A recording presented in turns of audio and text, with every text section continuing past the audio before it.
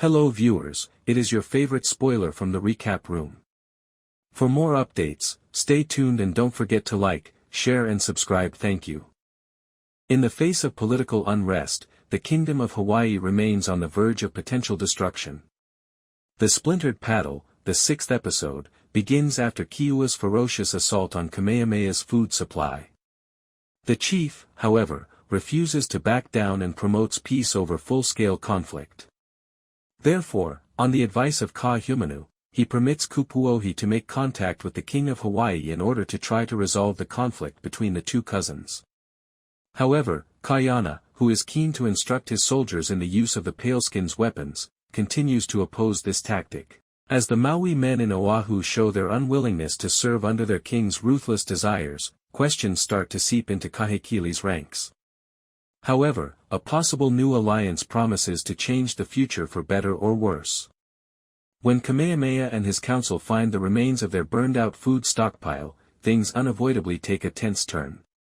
Others are hesitant to draw conclusions, but Keoua is certain that Keoua is responsible for the assault.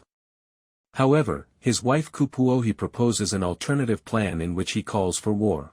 She thinks she may persuade Keoua to stop his vindictive streak against Kamehameha and his region because she is the new king's cousin and a former cow chiefess.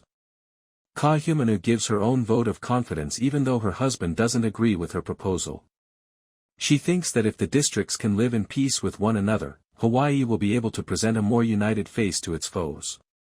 The chief is forced to let Kupuohi carry out her task as a result.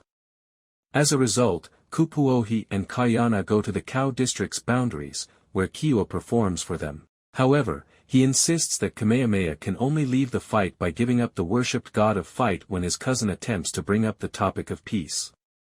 The war-obsessed king doesn't change his mind, even when she tries to make it clear that Kahekili poses a real threat.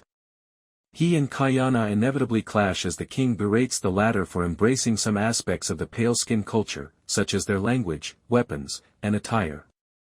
As a result, Keoua ultimately rejects the idea of a truce between the two districts, leaving Hawaii exposed for days to come.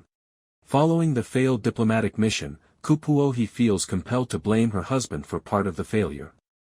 After all, he has become extremely excited about the possibility of conflict ever since he returned from the outside world, practically choosing it over a peaceful solution. Unbeknownst to her, Keoua's worries of the paleskins, who have cruelly led the era of slavery, exploitation, and colonization on other ports, are a contributing factor in his desire for war. Both Moku and Keoua then counsel Kamehameha to ready himself for war against his cousin at the Kohala District Council, but the boss has other ideas. He did not, however, denounce the villagers' responses. He realized they had just learned to anticipate being pillaged and robbed by their kingdom's chiefs and kings. Kamehameha thus proclaims a new law, which he names the Law of the Splintered Paddle, in light of that experience. He declares that going forward, no one in Hawaii will murder another person unless it is necessary to protect their own life. Anyone who disobeys this law faces the death penalty as a punishment.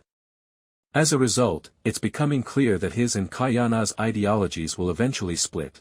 Keoua is concerned about the impending war against his cousin, despite the fact that he readily rejects Kupuohi's offer of peace. He learns from the encounter that Kamehameha now possesses the pale-skin weaponry that once came dangerously close to destroying the Kingdom of Hawaii. The fact that he no longer has the god of war in his arsenal only serves to confirm that his dominion will eventually fall. He thus turns to unfavorable means on the counsel of his prophetess. Keoua has previously stated that he is unconcerned about destroying his father's kingdom in order to construct his own from the ground up. Therefore, having exhausted all other options, he chooses to shake hands with his enemy's adversary. Keoua goes to Oahu to make Kahekili an offer. The latter king's goal is to eradicate the island's kingdom's royal lineage and create his own exclusive authority as the great king. Even his own people had started to question his rule because his ambition had grown to such a scary height. Nevertheless, Keoua offers his father's challenger a hand of friendship. He requests that Kahekili's men support Keoua's opposition to Kamehameha. He so assigns Apanui, his most vicious fighter, to spearhead the attack on Kamehameha. Another ship carrying even less amiable paleskins is sailing to the coasts of Hawaii, posing a greater threat to the islands when these kingdom battles come to a conclusion. Thanks for watching, stay tuned for more updates.